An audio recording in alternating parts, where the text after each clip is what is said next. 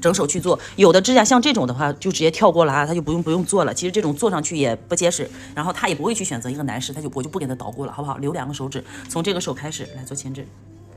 就是不要去想着说我这个咱们俄式有多么的好，也不要想着说这种传统手法剪死皮我剪不干净，只要能剪彻底，达到这个我拍照出来，哎呵，我做出来，哎干干净净的，不影响我接下来做款式、涂色等等，那就是一个好的手法前置啊。有录播，没有回放，你可以不用看，可以回头看回放啊。看回放的时候可以开着倍速，就前面刚开始这慢一点点。到时候这个做完，你们在我这个基础上再增加上2分钟就够了啊！有2手指空着的话，疼告诉我啊，不舒服有任何不舒服跟我说。正好一个大手吧，给咱看的还清楚，哪儿做好做不好，接着就能看得着。就是这一步，同学们一定记住，涂上软化剂别舍不得。水汽软化剂它的软化速度要比前置处理液快得多，别喷前置处理液啊，那个太慢了。涂上软化剂之后，你就大胆的刮，你看有很多角质，你根本不需要去剪，刮就刮下来了啊，刮就刮下来了。今天我想给你们布置的作业，就是在找模特也好，给顾客做也好，开始按照我这个一会儿给你们的每一项，你们找个纸写下来，写自己从几点开始的，几点结束，也不要算自己做了多久了，对吧？然后感觉中途干了，再涂点软化剂，不要干推越推越多，就这个前置，把你们的这个时间记录下来，看看是哪一步用时间最长，好不好？好，左手涂好之后，不要就这么等着了，因为右手做完可能时间会比较长，这些角质可能会干透你再擦有可能擦不干净，所以一个手做好之后，用棉片沾酒精，先把这一边尽量能给它擦就擦出来，先擦出来啊，剩下的有一点点哪里不足，我们还接着能看得着，检查到位，好吧？2手同时操作，来给我那个手，这个手可以换一下，你们有问题随时问好吗？其实日常我们的日式、俄式，你不用非得区分那么严重，区分的那么开。我一般就是说，顶多就是遇到那种不好做的手，肉包甲，我会用打磨机开口袋去打那个2侧口袋，那个为了那个让指甲开得更大嘛。但是我用这个我也能开口袋，所以日常用它就够了。除非说有些角质很硬的，我会用打磨机去一下硬剪，然后再去抛光。但日常的话，这个就足够了啊，就足够。我这还说着话，你们可能跟顾客也可能会聊天，或者中途中断帮他看颜色什么的，所以说我就不算做，不再减时间了。我这讲用了多久，我一会儿给你们写下来，你们就当成正常做的一个时间顺序啊。但是你们很多同学做的可能比我做的还要快，因为你们店里可能没有那么细节要求。但说实话，这一步啊，它不会浪费太久的时间。但是这一步做干净之后，会给你后面提供很多的便利。甲面边缘角质清洁不干净，涂色也好，留边干净光滑的那种边留起来也会麻烦一些。从2侧开始啊。有问题就问，宝子们，有问题一定要问。你做科甲遇到哪个问题？开播前还有个同学说他要去面试，美甲美睫一块儿去面试了。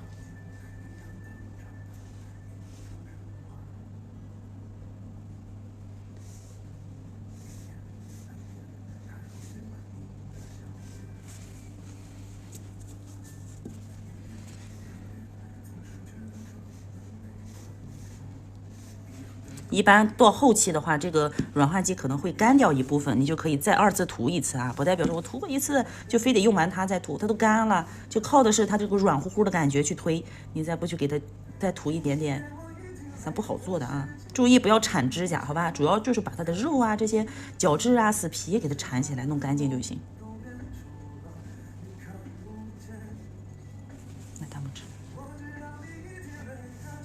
有一些硬剪这一步做的时候也是能刮掉的。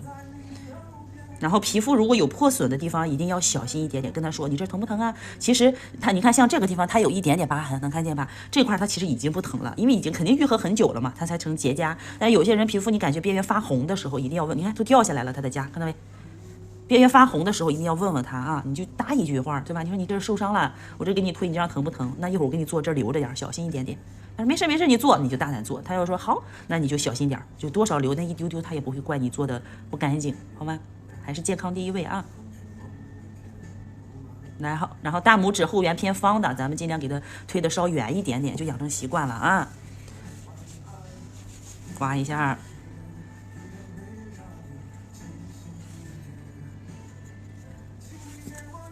刮一下，刮的时候又干了。来，再接着回放在哪里看？在主页上就有，点课程主页，不是最新的一期直播课我都会放在最上面吗？对吧？放在最上面，然后你们这个点开，然后找到这一期直播课所有的回放，包括前2天的回放都已经生成了。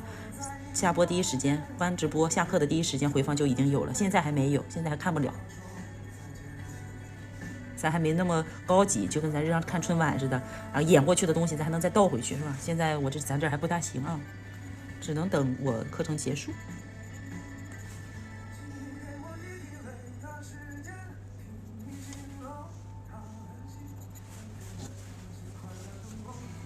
擦出来扔掉，换一张新的。桌面上我是有一张电巾纸的啊。我这是不是说快为了走速度，就正常做干净的一个流程下，咱们用的是多久？是这么去算的。前置处理，好了，扔掉，继续扔掉，没有用了。旁边这里是一张面巾纸啊，面巾纸，你们也可以用那个无纺布，好吧？这些可能就暂时用不到了，你就会把它放回原处。剩下这个钢推我们用不到了，就是擦干净，消完毒收起来，开始就剪死皮了啊。来，往这儿走，现在几分？2点19分。2点19分。哟呵，其实刚刚这一步做干净，就是推死皮的时候推干净了。这一步你相对来说只需要把翘起来的那个地方剪掉就完事儿，好吧？现在因为做客甲没有要求说啊，我必须做到鹅式的那种效果，只要后缘死皮，你没有明显看到，你看到这没？边缘皮肤就干净了，它没有就这样，你涂刺一点不受影响，这样就可以。不要老想着说啊，我必须要做到那种什么程度，那你的这个综合客单以及综合时长肯定要拉长。我又想贼快，我又想那种效果的话，它还是需要一定的时间的啊。这是有个夹的那个结痂的那个地方。你看这样，这不就剪出来了？剩多少剪多少，这多好处理。所以前置处理，大家不要老想着我得慢慢去操作，我得慢慢剪。两侧的硬结软化了已经，所以该抠该剪就行了。今天有点模糊，因为刚刚有点卡，我开了720的那个啥。如果你们觉得我待会儿切一下试试啊，咱要不卡了，咱就再恢复超清模式，好吗？我把那个磨皮一会儿什么全关了。等等啊，我把这个弄完。主要我这个手机在正上方，我这操作起来还怪难受。看这个大拇指剪死皮剪到这儿就够了。然后有一些剪不掉的，你用手去刮一下试试。有时候剪不着，你还剪过了，容易剪破。擦呢就直接擦出来，切一下试试啊。超轻，1080，磨皮关美白关红润关全部关。来，这样好了。主要今天还换了个手机，那个手机在用着，上课在用着。剪好后平衡看有，之后就剪不掉。平衡看有夹层皮，拽起皮肤来剪呀。剪的时候拽着皮肤去剪。就是如果之后再剪不掉，是因为皮肤太硬了，你再湿润一下再去剪就好处理了。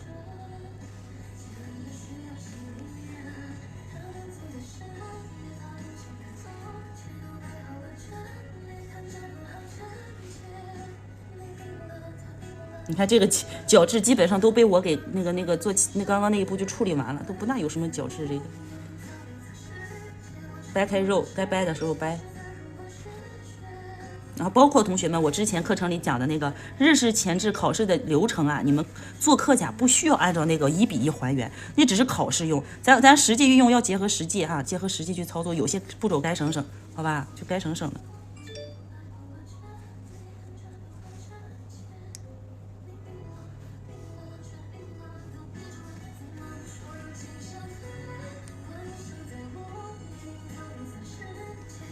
能不能发现这儿剪起来的时候，它就总感觉毛毛糟糟的，往后点，你怎么能对？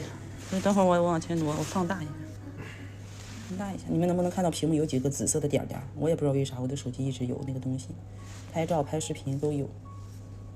这个手机啊，剪过去干干净净，看到没？就一遍就过啊，一遍过。掰开肉，卡着剪。找支点支撑，剪刀连贯，边剪边擦，这不是都是咱之前说过的那些剪死皮的注意事项。然后角质内侧有角质上有的，一会儿我们就不用本甲科目棒去剪了，因为刚刚已经刮过一次了，还有一点点剪掉它就行啊。然后在指甲上的话，剪刀就往里扣，在皮肤上往外扣，好不好？因为你手机上是我手机上的，我手机上。就跟修甲型一样，咱们找好你错调的角度。我要磨这儿，我就朝这儿转；我要磨那儿，就朝那儿转。不要拿着你的手和顾客的手就固定僵在那儿了，好不好？你看就剪到这种程度就可以啊，剪2下去一下。有假指甲剪不掉之后，看着指甲好肥啊。如果有的那种那个假指甲它暴露特别明显的那种。就能剪多少剪多少，你像这种，对吧？有些一看它就是浮起来的，你动一下能浮起来，那你就剪。如果碰的时候发现它疼了，那就最好别给它动了，好不好？最好别动了。大家见谅啊，因为做客甲，我这个对着一个小镜头，可能会有一点点跑来跑去的。掰开肉，学会掰肉，不要就是那个手太僵硬，这是一个大忌。手僵硬是美甲师的一个大忌，放灵活一点点。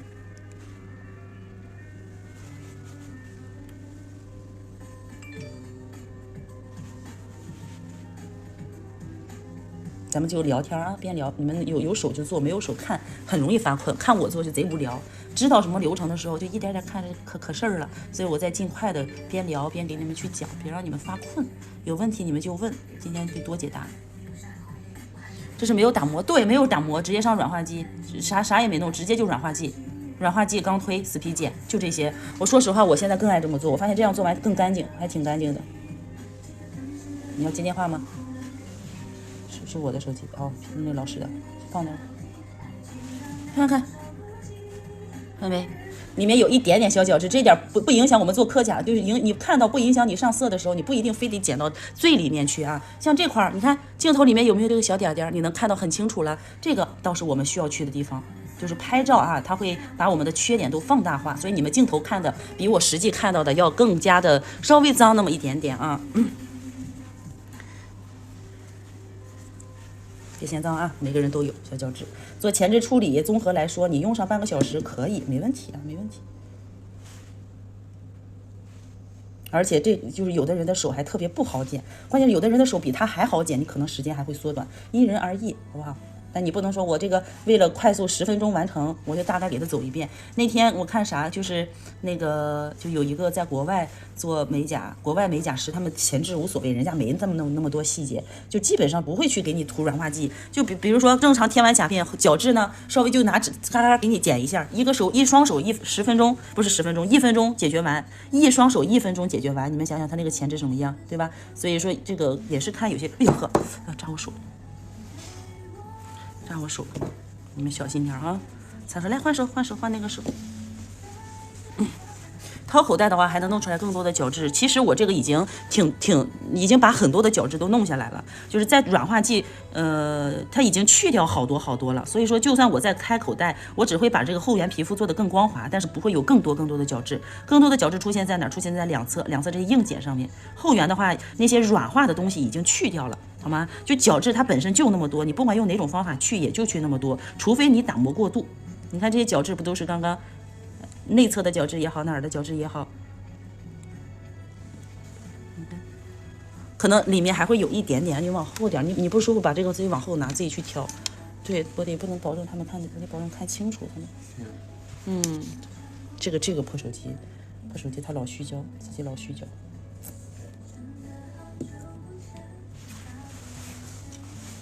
保证啥呢？你们做前置保证我剪过的地方，哎，剪完它就是干净的。剪完我过一遍过去了，我就不会再回过头来处理它，除非一点点小细节，那这样不就快？你这一个地方剪完了，我待会儿回来我再给它剪一遍，再剪一遍，再剪一遍，一遍又一遍，它不就时间越来越长了？所以做前置有很多同学，老师我都一个多小时，我做1个多小时剪前置，还剪不干净。还是手法最基本功的这些小问题啊。我刚想说，咱是不是这次不给它剪破了？第一次掏越掏越多，掏太深不好，它的那个夹层皮会越长越厉害的。掏太深的情况下，夹层皮会越长越厉害。来，往这稍微掉一下手，对，你就这放着，对，扭着手就行。听见我刚刚说啥了吗？让他来动一下，对吧？有时候你就是扭不过来，你别自己跟自己较劲，你让他来往这动一下，就一个手指，他能撑住的啊，时间上能撑住。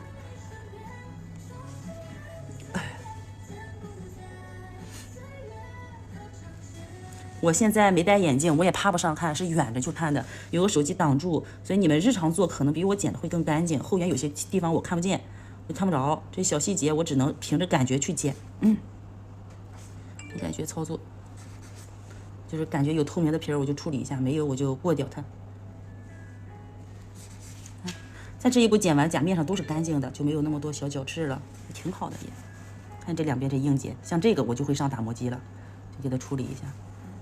但是我如果说你要不是说我不喜欢用剪刀给它剪两侧的这种硬剪的话，你们就直接待会儿用那个去硬剪打磨头给它磨一磨，再抛光。然后如果说你能把控好你的剪刀的位置，给它就剪的话，那么一会儿就剪完，你该大胆剪，剩下皮肤不光滑的，我们用抛光打磨头再给它抛光一次就好。所以这个两个操作方式2选1，不一定非得全部都去选上去啊。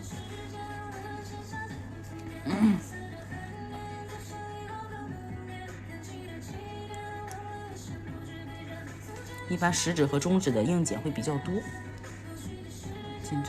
检查有没有问题？没有过。本甲不做建构的话，底胶上稠加固，本甲能保持多久？稠加固和稀加固它是一样的，你就薄上一层胶，你试一下就行。我说你去找个那种这种油性纸，或者找个那种塑料袋，你就薄上一层胶合在旁边同样的大小，去做出一定的厚度来。照完灯之后，你把它拿下来，你试试，那薄的胶一捏都是软的。它虽然能增加硬度，但是它做不了那么结实，好不好？所以你这个知道这点啊，薄涂一层胶会给指甲那个加硬。会让指甲变得更硬，但是它不会达到做建构的一个效果。然后一会儿我再开始涂底胶那会儿，我就会要给你们去说这个建构的一些手法的问题了。建构不仅仅只是在做前建构的时候去做，从底胶开始你就开始去做建构，能理解我意思吧？但是底胶开始呢，我建构不会做的那么厚。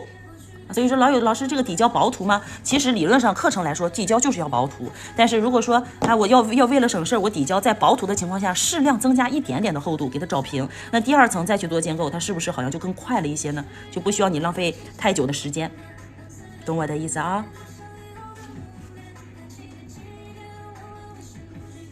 看不见，我只能顺着手走一圈啊，要剪破别怪我。看不着，还没破，挺好。有问题就问，你们做课甲里面遇到哪些问题确实困扰你了？我在哪一步就纠结，我到底应该怎么样的？想想我做到哪一步，可能现在想不起来，等到那一步时候，我突然想起，哦，对，我有这个问题。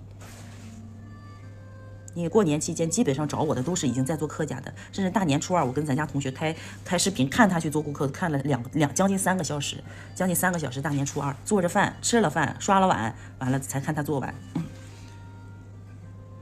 人家就是该挣钱就挣，除了大年30说是没停了一下，吃了个饭回家，初1、初2、年30就一整天就没断过，就有我当年拼起来那范儿挺好，就什么也不能阻挡我挣钱。好了，剪掉了啊，完成了，这就来帮我看一下时间，2点33。2点33啊，我记下来。来。其实那个前置可抛光可以不抛啊，如果需要你们就抛，不需要的话，你像我给它剪得干净，不会起倒刺，我确定它不会再起倒刺，我连抛也不会抛，好吧？这是这个，去一下，清理一下桌面，我们进行下一个步骤，2点33啊，用了22分钟，来第3步。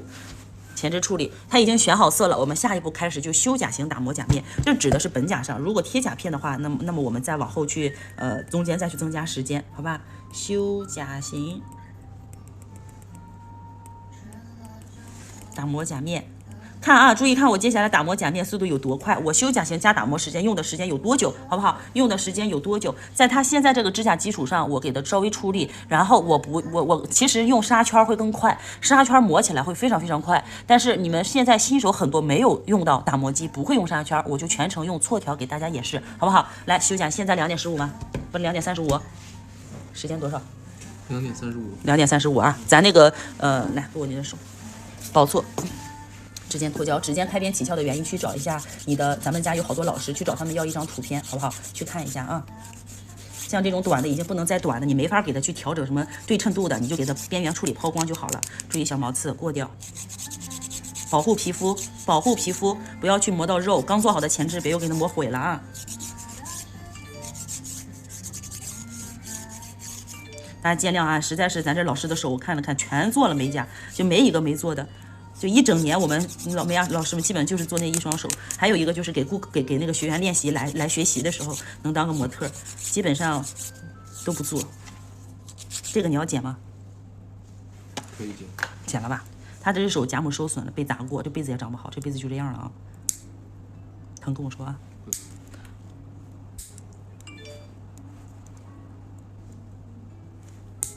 看我的左手在干啥？看到没？我刚刚在给它剪的时候，1、2个手指纱圈，可以，我可以给你们磨一下，没问题。这个错条还是上2天我们搬教室的时候，哎，我这是哪来的？还有一些未拆封的错条，我就拿出来放这儿用了。现在我还都不知道人家还产不产这个错条，就是咱那种日常的薄错啊，修本甲、短甲的话，薄错就可以了。然后你们去找一把废掉的死皮剪，像这种指甲这些，剪掉，不要了。好吧，我弄点问题来，给我上。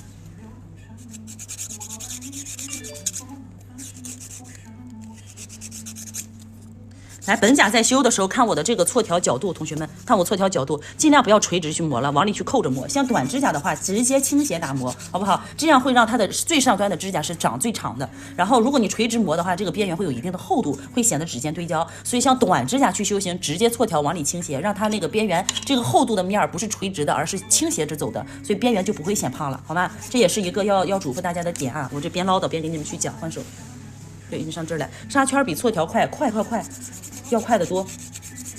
其实你做起来差的那个时间不会多个1分钟半分钟吧，但是它确实是快也方便。但是你纱圈不得现磨、现去安装、现去拿嘛，对吧？但它确实挺快的啊。像边边角角一些小细节，你能保证它磨到位。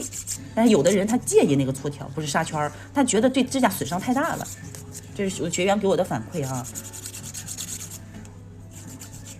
有便利条件的时候，咱就用。现在美甲这些工具，比我10年前那会儿那个工具可多太多了，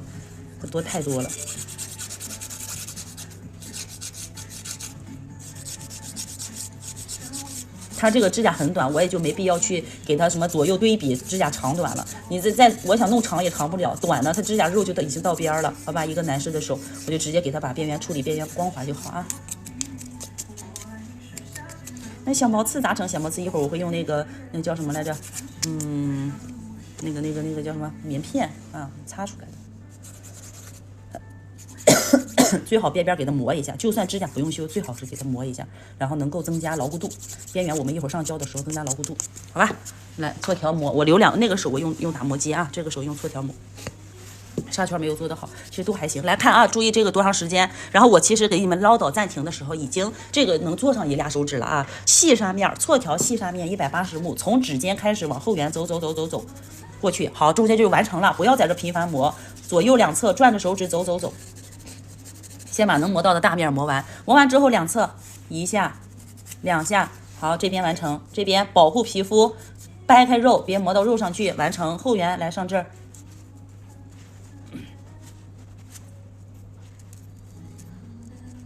好了，这个指甲就算完事儿了啊，这么着就行。所以不要频繁一直在那磨好久，不是磨得越久越结实的，只要有轻微这种小抓痕、小刻痕就好。之前有这么一节专门说甲型打磨的这个课程的，你们可以去看看。有讲为什么一定要横向去打磨，而不是说那个竖向去磨。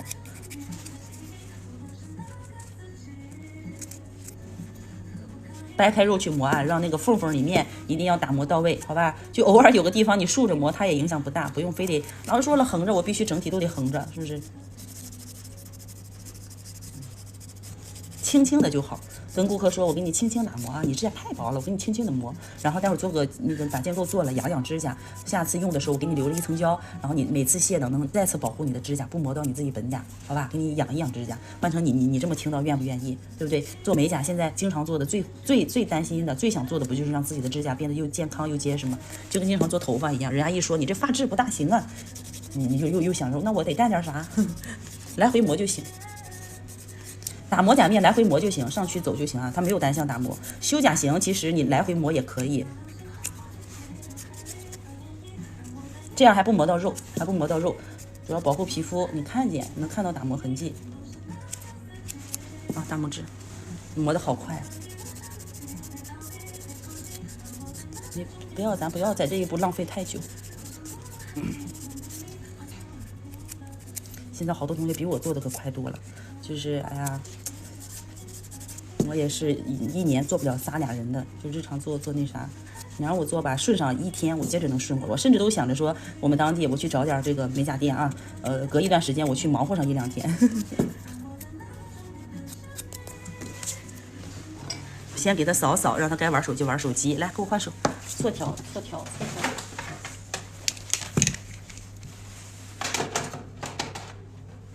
圈，180目啊，这个小纱圈，这是180目的。你们看纱圈怎么磨的？看一下啊，打磨机转速开到16000、18000左右，然后来看都是横向磨嘛，也是一样，从指尖开始，接着走，有痕迹了没？你到完事儿过去。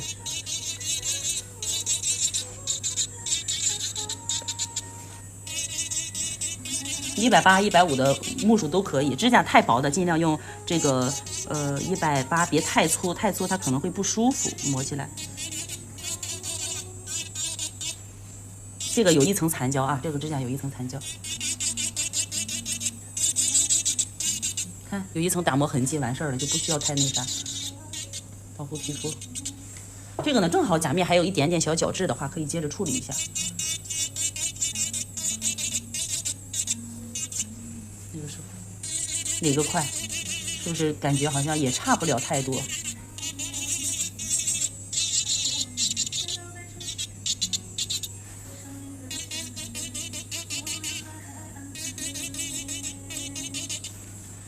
扭过来，240目那种甲面，240目特别细致了，特别细了。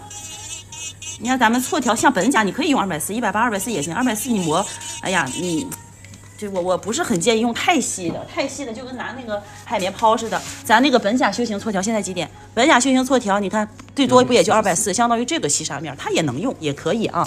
但是我担心是会不太结实，是更推荐你们用180的，好不好？180，然后太粗比较厚的指甲就150、150也行，150、180。你们看看去买的时候，网上也好，哪也好，它什么号都有卖的。什么号也有卖的，打磨机快啊，那咱用打磨机。几点哥哥2:44。10分钟。好了，修甲型加打磨10分钟。好了，这基本上就完事儿了。下一步开始干啥了？就开始涂色了，同学们就开始上颜色了。如果说你甲面有这种纸啊，因为上色的时候我用不到这些小颗粒，我也不会再产生什么小碎屑了，所以下一步我们基本上就把这个扔掉就好了，一次性垫巾。如果你有那种纸垫着的话，你就把那种厨房用纸或什么纸扔了，这个垫巾还铺在桌面上，好不好？我给你们演示一下啊，这是你们到时候那个步骤，别弄了一堆灰尘，完了在甲面上，在这个桌面上一直用，你的胳膊也脏，它的这个为什么涂着胶又出现一小颗粒了？你桌面尽量的保持清洁，好不好？现在是用酒精，我用棉片蘸了酒精，擦一下甲面，包括这个缝里面，还有指甲这个前端内侧的地方，我都会给它擦干净啊。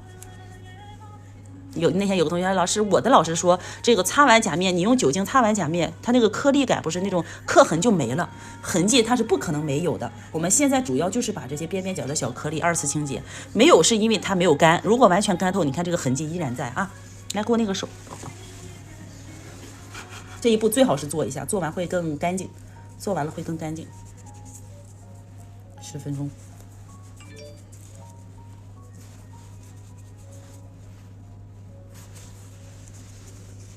还有的不做前置的，直接从开始修甲型打磨甲面到这儿，把它的前置那个皮肤稍微磨一磨啊，用刚刚那个打磨头磨一磨就完事儿，就开始做，也有那么做的。所以说为什么有的人做的贼快，也是有一点点小原因。我希望今天有一些什么能够帮助到你们啊。来，正常甲面该涂底胶涂底胶，我给它上底胶吧。上底胶一会儿给它卸吧，好不好？来，平常的底胶，打磨完清洁水可以擦，但擦完之后，如果你的甲面有这种明显的刻痕，那你可以接着用。如果说怕它不干的，可以先上一层干燥剂，先上干燥剂。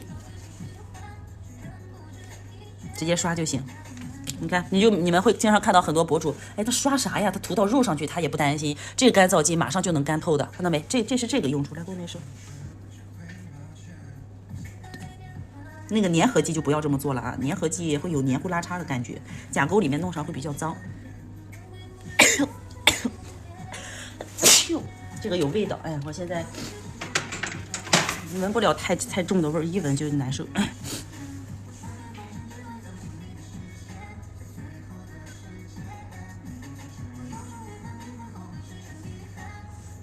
底胶，你能建构手法快的时候，那你建构的你就通过建构去找。如果说你的建构做的并不快，那你在这一步的时候就可以开始微微的去胶稍微厚一点去给它那个找平甲面啊。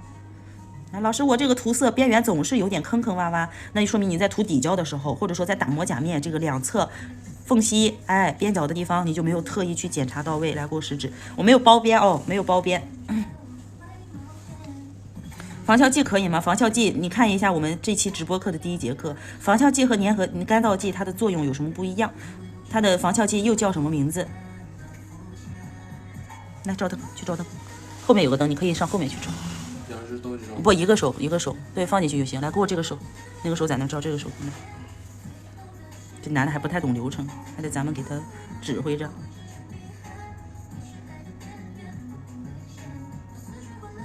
看到没？底胶你根本不需要去，哎，我是不是假面要涂匀呀？不需要，有这么一层胶就可以。但是边边角角一定要涂到位，边缘要光滑。而且你这一层底儿打好了之后，你接下来的色胶或者封层是不能超过这一层底胶的，只能跟它边缘重合或者在它的范围内。60。那没事，你照就行。一会儿我换手，你再把那个给我。你现在想办法把那个灯拿到你旁边的凳子上，或者用你旁边凳子的灯。一会儿我需要，或者把灯放到这儿，你要调一下。用一个灯就行。对，用一个灯就可以了。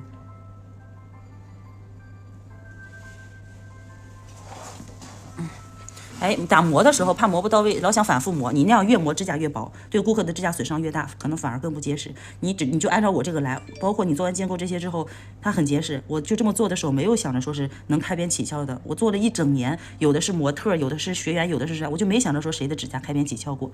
大胆放心，跟着这个步骤来啊！来，照灯。你照完之后磨了一下裤子。摸了裤子。照完之后磨了一下裤子。用指甲盖磨了裤子。你把那个灯拿上边来。你把那个拿过来嘛，来给我，你别碰到假面，给我，好，就这么照吧。来，给我那个手 ，OK， 好了啊。现在你看他摸了裤子，上面粘毛了，不用包边，不需要，不包边。检查有毛的话，擦一下浮胶，没有的话，接着往下操作啊。然后做个小建构。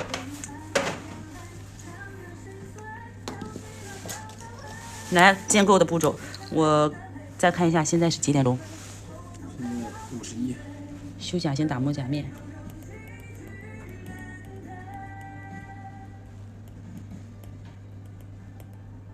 建构前建构，我先给你们写着啊，在旁边。现在几点？现在52。2点52。好，52。我看看我做这一手建构需要多久啊？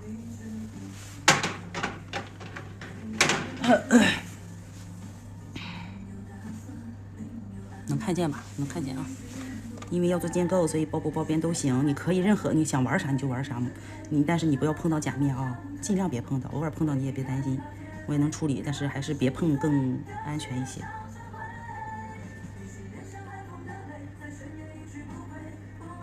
小拇指配合我们该掰肉，保护皮肤，别碰到肉。我刚刚这个，哟呵，就有点危险，有点稠现在。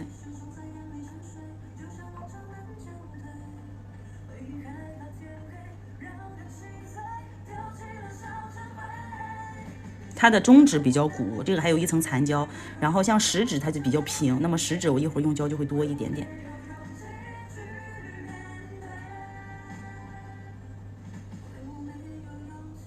多余的刮掉，不要了。好，基本上这个建构边边角角让它自己流一下，流过去。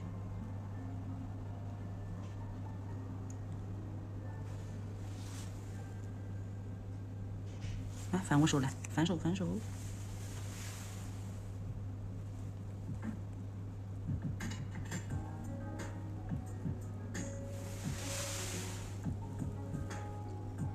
来，反过来我看。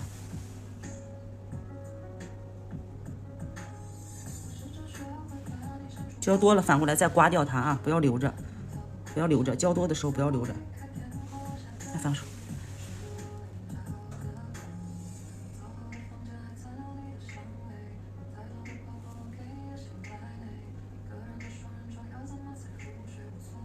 我最刚跟一个同学说，他之前是做建构，一双手的做，就一只手的做。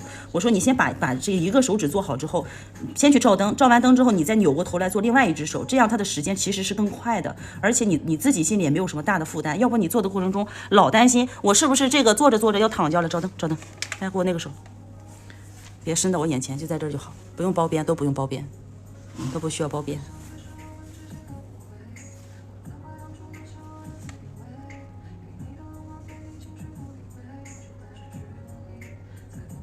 做的时候都很爽，给他一会儿卸指甲我就头疼了。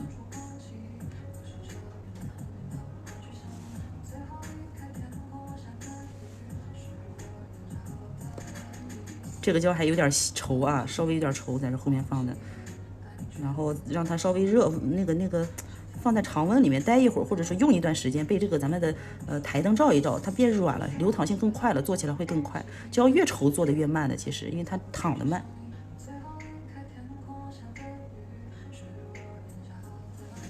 好，很好，来翻手，翻手。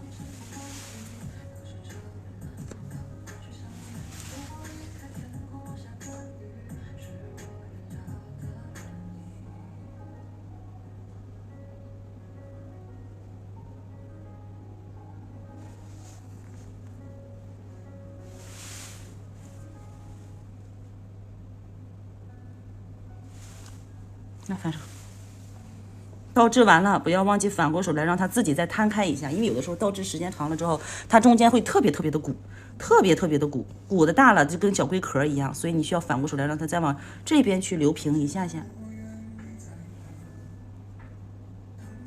好，去照灯。干燥剂和防效剂可以都用吗？当然可以呀，当然可以了。2选1也可以，你也可以都用，你也可以都不用。我一般都不用，我那瓶那个防效剂都发黄了，都在那放的这1年2年都发黄了，都不大用。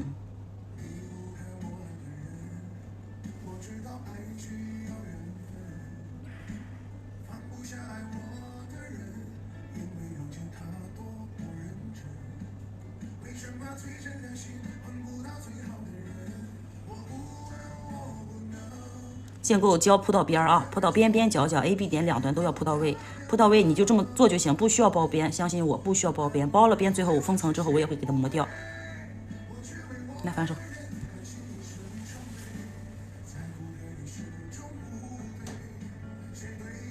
有人喜欢比较拱的指甲，有人喜欢不喜欢那种特别拱的，不喜欢特别拱的指甲，我们做的时候就要注意铺胶适量要薄，就不要做的那么的高，弧度的高点就适当找一找它的那个地方，好吧？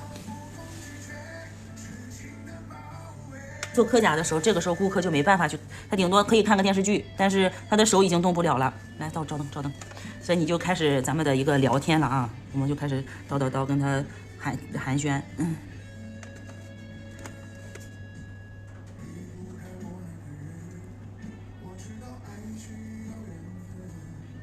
边缘注意，第一层薄涂一定要把边缘涂光滑。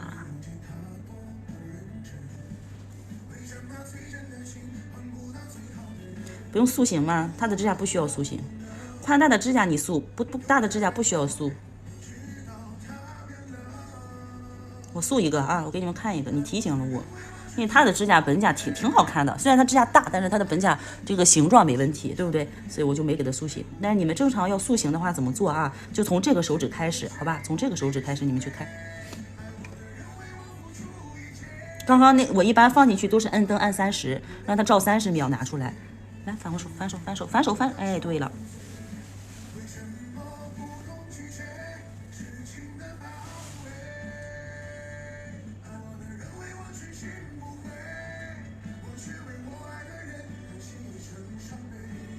自动留平的这个面儿一定比我们手动铺出来的要更好看，所以说我基本上铺上胶之后，我就之前告诉大家也是，铺上胶之后你就着重靠让它自动留成什么样，实在没办法我们上手能调的时候，能让它自己去调一调啊。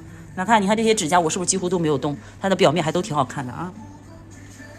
来，去照灯，摁30，好了，这个刚刚不是做的这个指甲吗？如果你需要塑形，那这个时候过来你就把这2端，哎，稍微给它夹一下。我用本甲的话，指甲盖塑形就行啊，你拿个镊子也行，拿个什么也行，然后或者拿塑形夹也可以，30秒钟去夹，夹完之后好了，那个手差不多10秒20秒结束，你再换手接着往下去做，反正2个手倒着去操作就行。来，给我那个手，对，给我这个手。对，那个手再拿去照灯，就是塑形建构完了，再去照灯20秒、10秒、20秒，这样再固定一下，它那个形状就确定好了。但是就在这一步上，有同学说，老师我给它塑形了，宽大的指甲塑形了，但是我发现塑完之后它又胖了，说明你的胶没有塑形能力，会固定不住你的胶，也就是说你的胶会回弹，会往回弹，就是刚塑进去又弹回去了，就白搭。胶它有点软了啊，韧性可能会比较好，但是它的这种塑形力不大行。还有我们本身做这个前建构就已经是相当于在视觉显瘦，可以让它的宽大的指甲已经显瘦一点点了。所以说我如果它的指甲不是那种扇形甲或者特别宽大的，你需要给它塑的多一点的那种啊，你们做的时候就多多注意，不一定非得给人家夹上那么一下。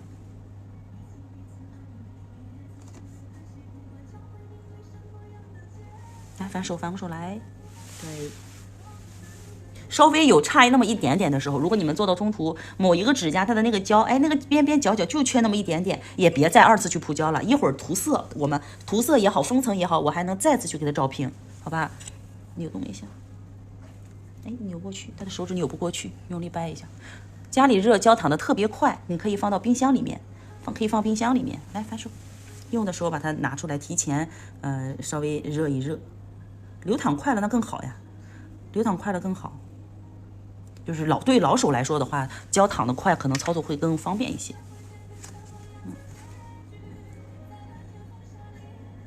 对新手来说，你就可以放到冰箱里面去冻一下。像建构底胶，所有的建构底胶相对来说流淌速度都会偏稀、偏快一些。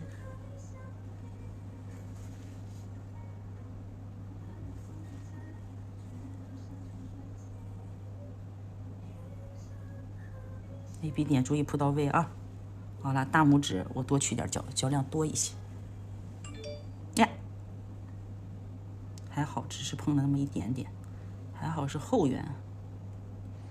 记着，来后缘铺上胶之后，把这个后缘的胶往前扒拉扒拉，不要让后缘堆胶啊！不要让后缘出现一个明显的小阶梯感。后缘堆胶会显厚，你指甲的这个胖瘦就白做了。这个大拇指我会塑一下形啊，稍微塑一下形。看到我在干啥吗？虽然哆嗦，主要就是把这坨胶在甲面上给它均匀的摊开，给它摊开。检查 AB 点是不是涂到位？没有问题。来，反手，反手，反手，哎，对，聪明。哎，但是做99指甲的时候就不这么做了。我后面几个我给你们用夹骨胶做，好吧？当胶稀的时候该怎么去操作？我用夹骨胶给你们去操作。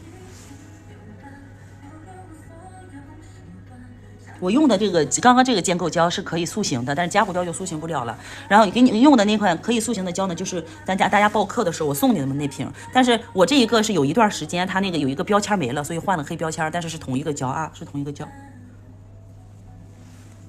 来，去照灯，平着大拇指平着放，哎，对，太聪明了。好了，来夹骨胶，夹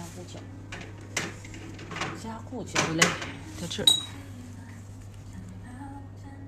给我手，还有哪个没做？小拇指。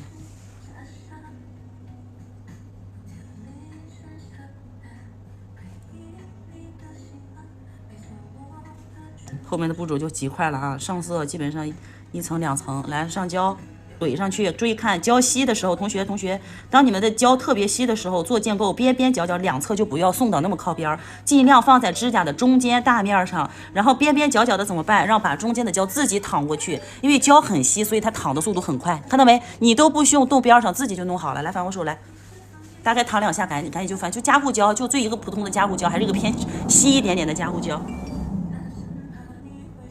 所以胶稀的时候就留在中间就行了。看到没？你看这个建构就做好了，来去照灯，用大灯啊，一定记得用大。这个手做完了，我给塑形一下。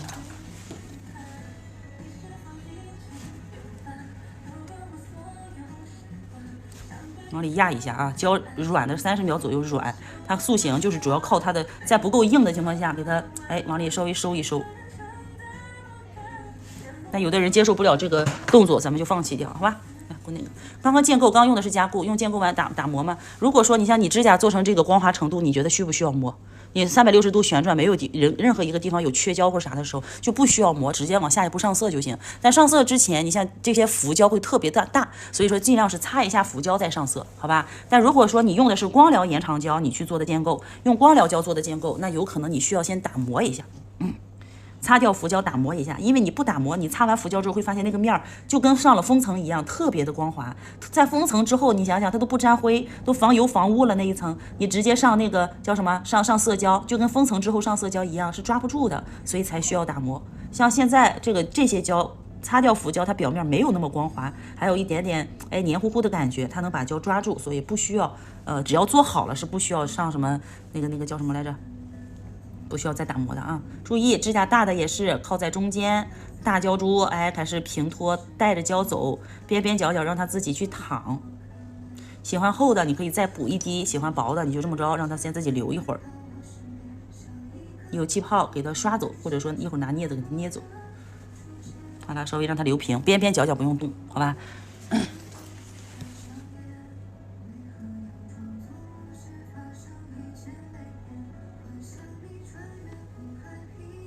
待着吧，不影响啥。来，反过手来，压出坑是太重了。胶没干的时候塑形了，是因为你胶在没有完全干的情况下，你去进行了塑形，它就会有坑了。胶太软太稀了，胶太软。来，反手，这甲骨胶太稀了啊，做大拇指它没有塑形力，没有啥塑形力。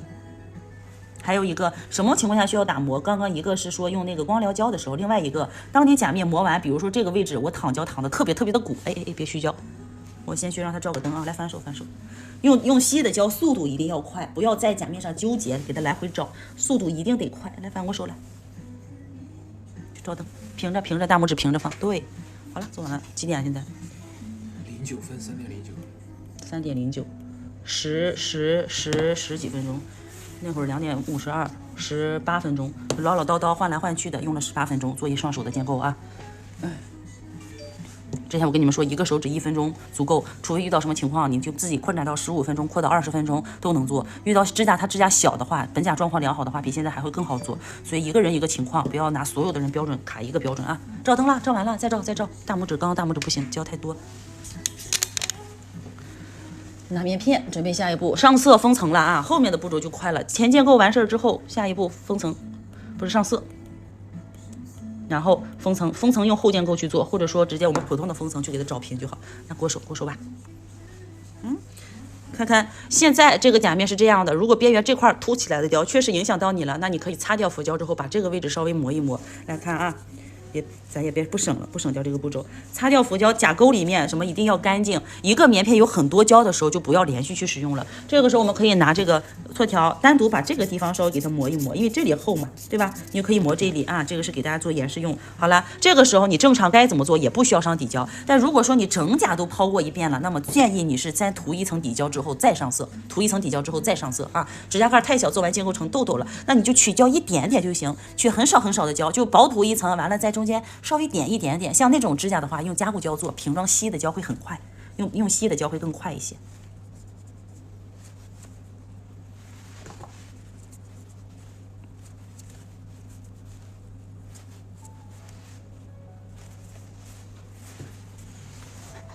用那种可小的指甲，给我那个手擦一下。你看用过咱罐装那个胶，擦完你看它表面也是光滑的，对吧？所以像这种情况下，浮胶不多你就不用擦。然后因为有浮胶，它还能抓住。你要全擦掉这么光滑，我的天，我上个胶它就跟在玻璃面上似的，我一撕不就掉了，不结实。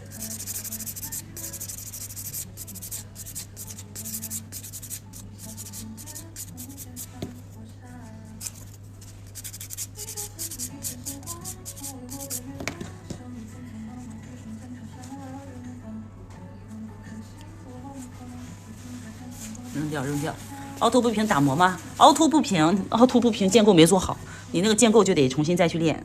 如果说只是凸起来的，那你磨一磨；如果是凹进去的，你可以一会儿在上色的时候，就是上颜色的时候，适当找平，或者封层后建构，咱还有后建构呢，再去找平，那个不用担心啊。我给它上做个什么色呢？反正都得卸，随便拿一个颜色吧，好吧？随便拿个就是个什么，就这个吧。我也不用罐装胶了，就拿瓶装胶刷吧。来。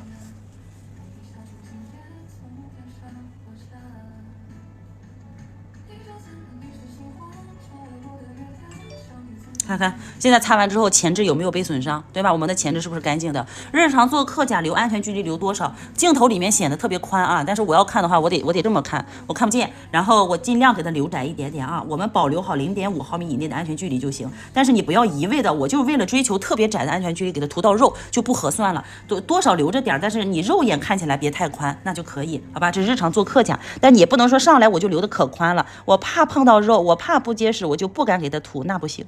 那不行啊！你看一上肉，能看到涂肉上去了吗？这个薄软甲是不适合，薄软甲适合，特别适合。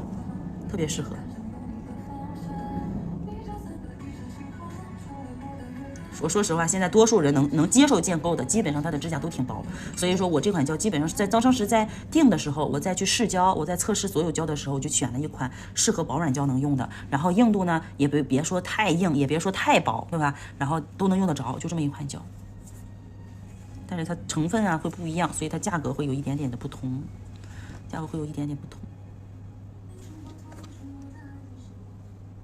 别碰到肉啊！你碰到肉多麻烦，你擦一次，同时一块去擦多长时间？这得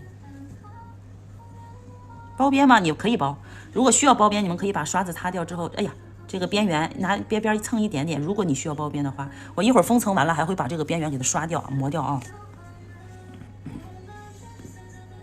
这是透色套胶，不是，这是一瓶10色胶。现在这个胶已经不生产了，自从开始要备案之后，这个胶我就不再弄了。然后现在有带备案的胶。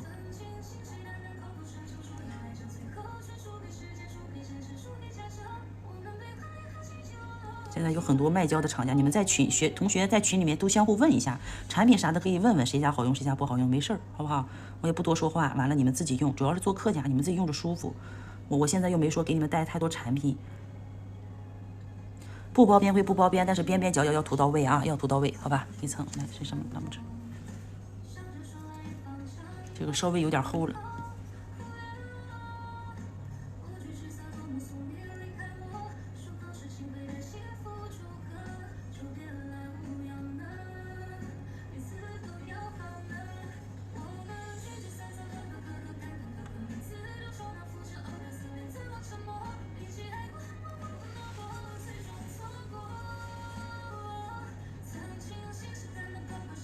来说一下，像遇到这种肉包甲，不是肉包甲，特别短的指甲，你就是涂的过程中难免会碰到肉，你该碰就行了。碰完之后，完了拿这个棉片蘸点酒精或者蘸清洁水，给它一擦就擦掉，也比你就是说我涂不到位啊，一直小心翼翼的强，好吧？一擦就干净了。但是一定是擦之前去照灯啊，不是照灯前去擦，不要是擦完再照完灯再擦就没有用。来，去照灯放进去，60来。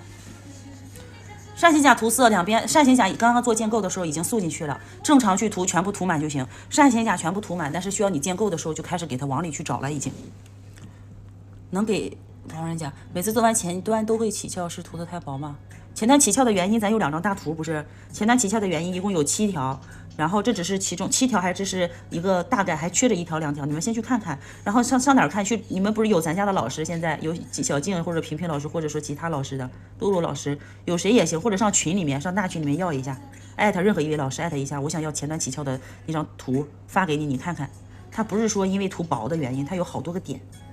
我其实这么跟你们说啊，为什么指甲前端会起翘？你们这样去理解，起翘，它说明胶跟甲面分离了。那既然能分离，说明一个，要么你甲面跟那个胶的粘性，差了一点点，它粘性不够，对吧？它的粘性不够，它可能会开边起翘。那还有一个是什么呢？还有一个是你指甲太薄了，你折了一下，所以导致边缘开边起翘。所以那你折的时候，你想增加指甲的硬度，你该怎么办？对吧？就这个意思啊。充电呀。我给你冲，行了，可以，别碰啊，那个手，碰了一点点，碰了没事，我就擦。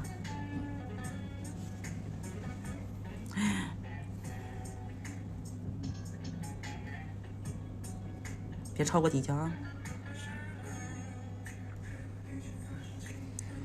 所以刚刚从修行的时候，我就给大家去说，修甲型错条微微往里扣着，去修，对吧？然后不要有那种明显的叫什么垂直的那种感觉，要么你就垂直完了打磨也行，按照咱修甲型流程。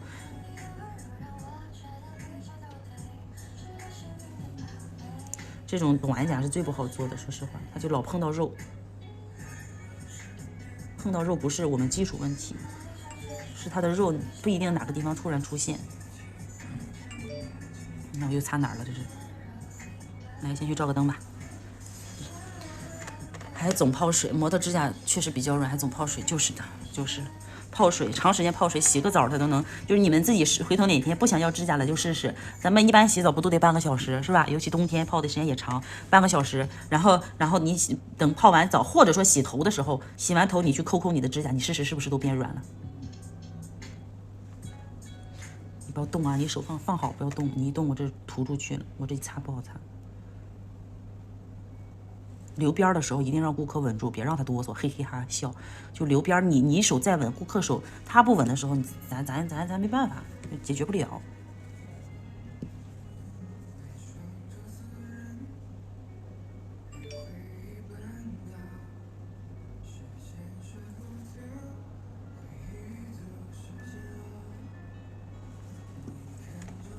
能发现啥吗？来照灯。我基本上那个刷上一层胶就行了。但你刷完的颜色甲面不光滑怎么办？像深色的话无所谓，深色你只需要让整甲的颜色均匀就好，有刷痕没关系，因为封层我们会找平。能理解我这句话吗？就做深色甲油胶的时候，你随便刷上一层，你只要感觉颜色整体是均匀的，不要管有没有刷痕或怎么样的，封层的时候我们会找平的，坑坑洼洼都会找平的。但是浅色就不一样了。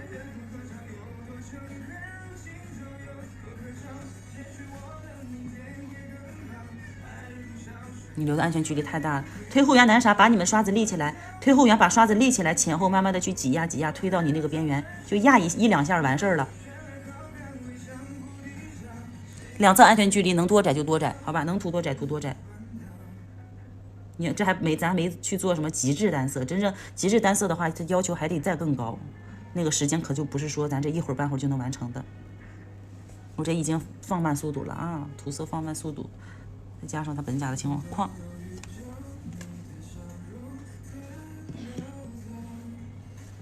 正常你们也可以把刷子拿握手里去。我现在确实是有点这个受限，姿势啊，包括视线有点受限，我就只能放到旁边啊。你们把瓶子握到手里面去涂就行，放旁边它也不影响，不一定必须得握手里啊。看这个边缘，完美。但我前置也好啊，我的这个建构涂色边缘做漂亮的时候，你上色贼顺。掰开肉，它的肉太硬了，它这个大拇指呢，你看能赶我6个小拇指的一个指甲胶，我就给它涂一个大拇指，我涂我小拇指能涂6个手，多费胶。这位顾客一会儿多充点让他，多要点。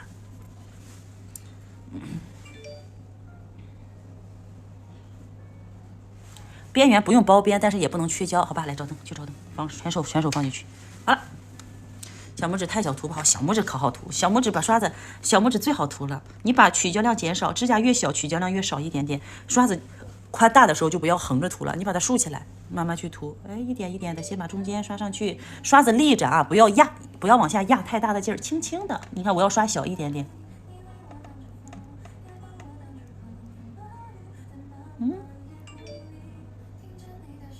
你看刷小小的，这不也能刷？是不是？这好刷的啊！照灯时间久会影响牢固度，怕照不干，照1-2分钟就够了，不要照时间太久。但是照时间太短的话，会影响牢固度。胶太软了，胶一定要有足够的硬度之后，它才能结实。你胶太软的话，要么会缩胶，要么会起褶皱，要么胶太软，后期1-2天它就感觉整个能一块撕下来，或者说是那个感觉有皮或者啥的。来看啊，像食指这个感觉，我刚刚甲面是不是随便刷的，所以不平整？不用担心，这个你们再上封层，你要用封层做后建构也行，然后你就普通薄涂一层封层也行，只需要把上封层的时候给它找平就可以了，好不好？那上封层找平就可以了。这个封层是我给咱们学员发新手套装时候里面的那个封层，我觉得还挺好用的。先薄涂一层，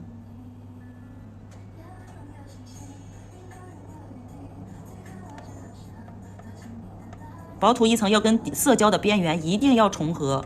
一定封层要跟色胶或者说跟底胶的边缘重合，给它盖起来。你别露这个色胶的边边一个缝缝啊，先给它盖起来。好啦，你看，那你这个封层有这么多的胶呀。咱学过建构了，宝贝们。当你封层涂完，看这个灯圈不光滑，甲面没有找平的时候，倒置一下，这就叫做用封层去代替做一个后建构。如果说你用不惯瓶装胶，我们可以用硬式免洗封层代替这种瓶装封层去做后建构，是一个罐装胶，而且用硬封做完之后，比这个会更颜色保持的会更持久一些。来，反过手来，再来去慢慢去找甲面，它不就光滑的多了吗？对吧？就没有那么多的坑坑洼洼了啊。所以封层呢，我们可以用瓶装，可以用罐装去找。但如果说你封层它涂的太薄，它留不平，所以说需要有一定厚度的胶。但是这个厚度，你既然咱们做过前建构了，后建构的时候就不要做的太厚了，就不要做太厚了，好吗？同样也是做一个手指去照一次灯，检查指尖有没有对焦。来去照灯，照灯。后面的步骤你们就知道了啊，直接封层，所有的步骤都一样。我呢就不给它完全封完，要不一会儿卸确实有点难卸。大老爷们带一手红指甲出去，在楼道里点个烟，人家哟这行啊，这手。快，大家有什么问题需要问的就快问一下啊，去问一下，我来给你们解答。一会儿我把咱们这个操作顺序再给大家捋顺，你们看一眼我用到的时间，我写出来用了多久，对吧？我们总的时长，这不是1个半小时吗？除了最开始唠唠叨叨得有个15分钟，再加上中间穿插的这些话啊，这那的，1个小时，你上个手艺双手也差不多。还有最后一个封层之后，我怎么去处理这个边缘的地方，就是叫做封层后的后处理，封层后处理。来反个手。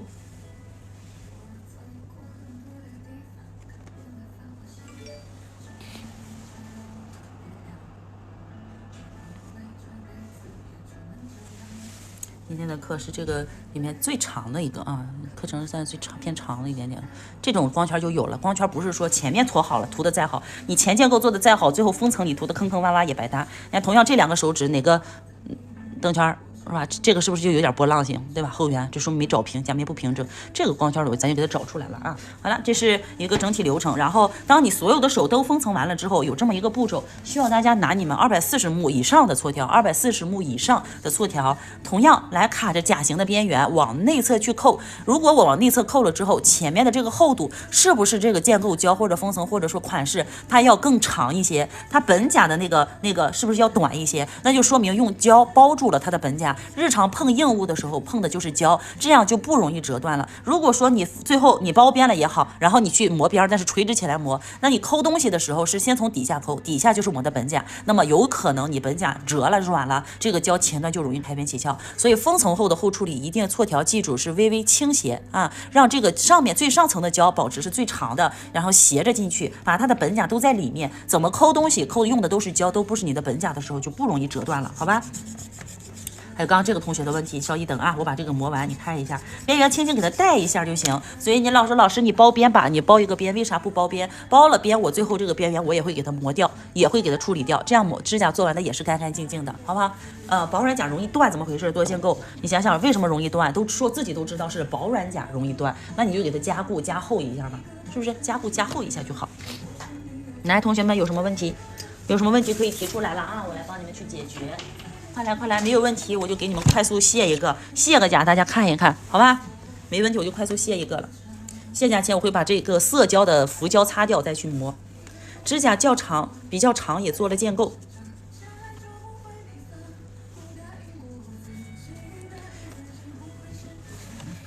盲猜一下，断是不是从 AB 点断的？来给我手，在做建构的时候，是不是只注意到了这个指甲中间弧度的高点，没有注意 AB 点两端的厚度？没有注意两端的厚度，做了建构也容易断。一个是你的那个胶可能稍微有一点点软，第二个是你 AB 点两端的胶铺的太薄，建构没有达到一定的厚度，就跟薄涂了一层加固胶一样，它就不结实。你的那个建构相当于两侧太薄了，两侧是不是有一点点薄？可能有这么一个原因啊。还有一个呢，如果顾客看他的日常，他是做什么工作的，他的工作是不是也是经常容易那个碰到指甲呀，或者抛软指甲呀？比如说有些做美容的，他们手做指甲也是比正常的指甲更容易开边起翘，要综合所有的原因，好不好？综合所有的原因，两侧要厚点，你可以增加一定的厚度，然后给它塑形，往里夹一下，可以增加厚度，往里夹一下啊。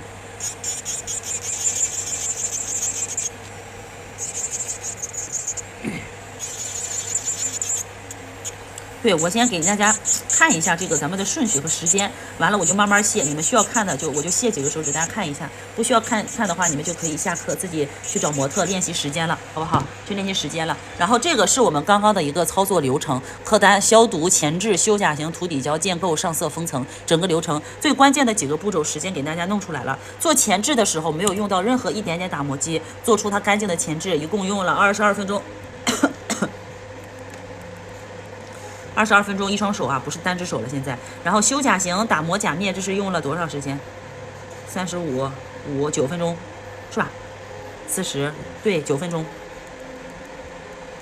然后涂底胶建构，主要用时间长的，这里给你们写出来，2.52到3.09，9分钟11分钟，哎，不对，18分钟，8加9，17分钟。延长的。所以说在基本上浪费时间最久的就是这个前置和建构。有的同学不爱做建构，可能你一双手做完1个小时做完正常，加上建构你可能要额外增加至少就是最多半个小时左右，再加上半个小时，所以需要1个半小时到2个小时。有些时候难做呀或者啥的，慢慢再去找一下啊，这是这个综合的顺序。所以你们看一下自己在做的时候是哪一部分时间用的时间太长了。修甲型打磨甲面，你是不是磨了时间特别久？然后做延长不可能像你磨修指甲甲型这么快的，我也知道。但是延长甲你在贴甲片的时候，你就要选择好你最终他要做什么甲型。你不能说他明明要做尖形甲，你给他贴个方形甲甲片，对吧？那你不纯粹给自己增加这个操作时间。那如果说是他要做这种梯形甲的话，你找个梯形甲片贴上去，根本不需要大修，简单一磨，跟现在也差不多啊。这是这个整个今天的一个小流程用的时间，一点也不差，当着你们时间去做的，当着大家面去做的。来，给我手擦掉。你看这个大老爷们做完指甲就开始兰花指了。建构完卸甲，把建构留着。卸甲的话，看顾客需要，就比如说现在他不想要这双手了，他不想要这双款式了，我要换款式，或者说我暂时想先不做了。你们卸甲的时候，把封层卸掉，把颜色卸掉，是不是就剩下的是建构胶，对吧？那么这层建构胶你可以给它磨平，给它留着，下次再做的时候再磨，是不是磨的是这一层残胶建构胶，这就保留一层残啊。但如果他想完全卸干净，那你就给它卸到底，好吧？基本上做女生的话，女生都是要保留一层残的，你不能保证。哎，有些人他就做一次，可能卸掉就卸掉，或者给它封个层。你磨完之后，它磨砂的面容易招灰，咱就给它单独再封个层。但是一般正常还会接着去操作，所以接着做就行。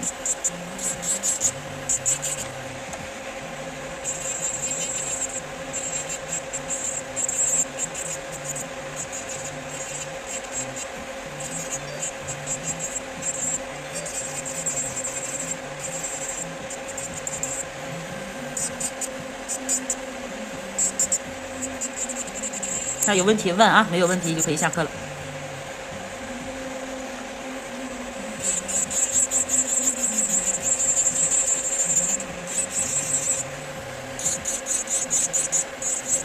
刚做完的指甲后缘容易碰到肉，因为留的也挺窄的，所以说容易碰到肉，大家小心一点点。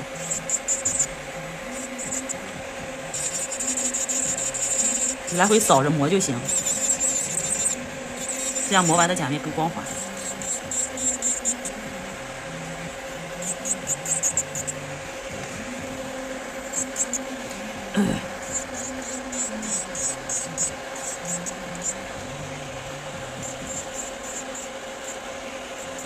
还有问题吗，同学们？没有问题，我就关掉直播了啊！看回放就可以看回放了。检查一下甲面凹凸不平过，哪个位置胶厚胶薄，可以给它找平。薄软甲片是不是不适合？我说实话，我说句实话，确实薄软的甲片不适合做凸刻。你做顾客，很容易出现反刻率很高，但是有些甲片它属于中不溜丢的那种可以，也不要用太硬的，就是正常做顾客的甲片，别买穿戴甲片去做顾客就好，好吧？个人建议啊。当然，如果你能做好建构，把它的硬度做支撑也可以，也能用。然后吸尘器怎么选？我用的是这一款，挺好用的，价格它没有什么明显的优惠，包括我们自己，我给你们去进货，它一台机器挣不了10块8块，你们去上某个宝什么上面去找就行，就这个挺好用的，好吧？然后如果说嫌这个应该价格在200多还是300多，嫌价格贵的，你们就买个那个几十块钱的，能用都一样用，找好做好售后，一定要找售后。就问问咱这个保多长时间呀？有问题了怎么弄？问好这个，别的正常买就行，不用非得去买那种静音的。哎呀，这个打磨机它就是有时候得靠这个声音。老师，贴甲片断了，涂的甲片凝胶还在。贴甲片断了，然后涂的甲片凝胶还在，那说明胶没问题，说明你的甲片上面的胶没有铺起来。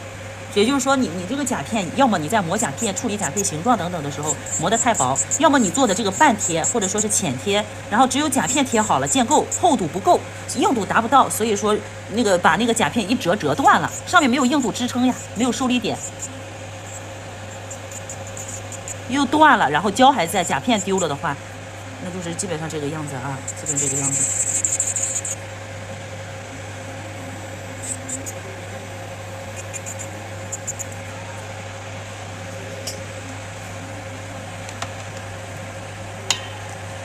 好了，换手。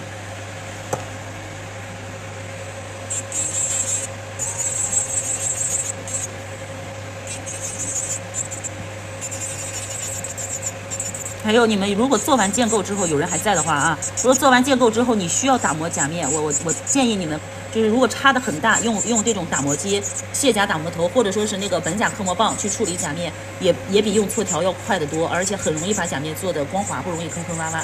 用搓条磨很容易磨的有高有低的。建构对，建构不够厚，上面的胶就跟你怎么去说这个事儿呢？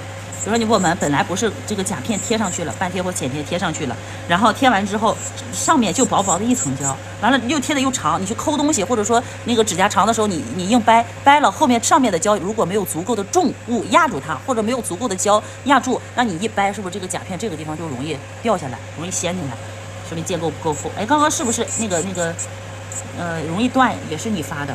我没有看名字，是不是也是你发的？因为你综合做建构就容易把胶铺得太薄呀。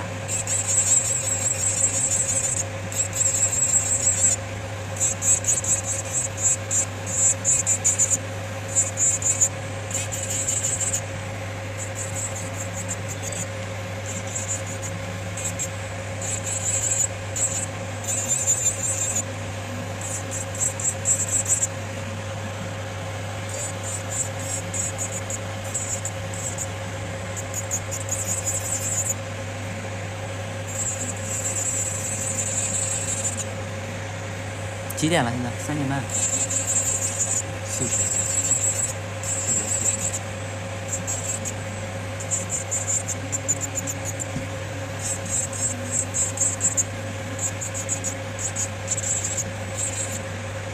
就是葡萄卸本甲和卸甲片一样的。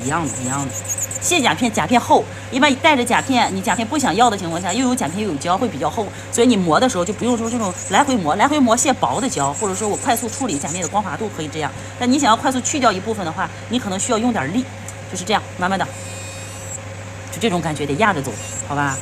还有现在咱们应该现在没多少人了啊！我跟你们说，就是现在网上会有一些卖打磨头呀，我就这个打磨头你们买了就不用老想着买来换来换去。打磨头哪个打磨头转起来它磨的都快，就磨的卸甲卸的好，甲面光滑跟打磨头没关系，跟你的手法有关系。大家有的时候不要被产品给蒙骗太多了，好吧？但是到后期我要真开始带货了，我可能不会这么说，但对你们我永远这么说，好不好？对你们永远这么说，就有的东西更重要的在于手法，不在于你们的产品。我买的多花10块钱，我就做出来好，我就能多好。能多好？这资本的圈套都是。那不换个说法，咋挣你们的钱？是不是？等哪天我带货的时候啊，我这说法不一样，我家的产品就是好，就是不一样。那我非跟人家一样，我卖这么贵，你们谁还买？是不是？我别直播间不敢这么说，容易遭批斗，人厂家咣咣来怼我咋整？哎呦吓我一跳！摸哪儿了？摸你肉了？烫了啊，不好意思，我慢慢的啊，我给你吹吹。害怕了不？这吓着我了。慢慢的。还有一个，你们卸甲怕人家烫的时候，因为你只有一层胶，怕烫的时候这样你们看啊，磨2下，然后拿过来摸一摸，就是磨一段时间，感觉磨的挺多了，你拿手摸一下，就跟摸耳朵一个道理，就不烫了。刚刚咱飘了，咱多少有点飘了，直接给人家磨烫了，就最后一个手指的，你说就这么一档子事儿，吓我一跳。行了，没有问题，咱就撤，大家就回去休息。言多必失，我要少说话，多干事儿，不该说的不说。